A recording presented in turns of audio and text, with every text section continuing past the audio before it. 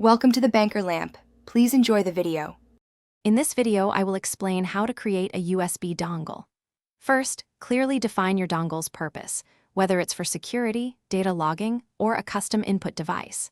Next, choose a suitable microcontroller, like an ATmega 32U4 or an STM32, which offers built-in USB capabilities.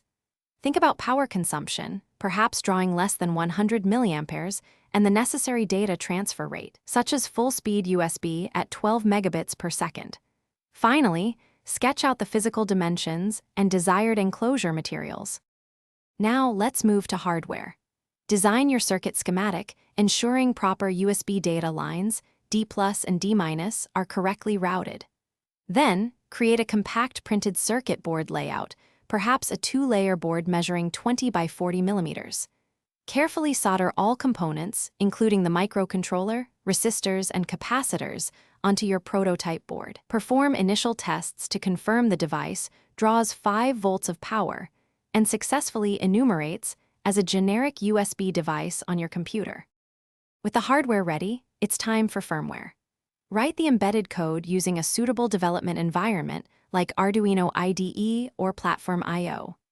Implement the USB Human Interface Device, or HID, class for simple devices, or a custom vendor-specific class for more complex functions.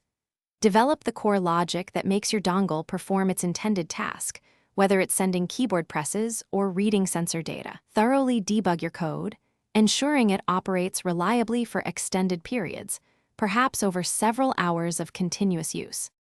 Finally, let's enclose and finalize your creation. Design a custom housing, perhaps using 3-dimensional printing with durable ABS plastic to protect your circuit board.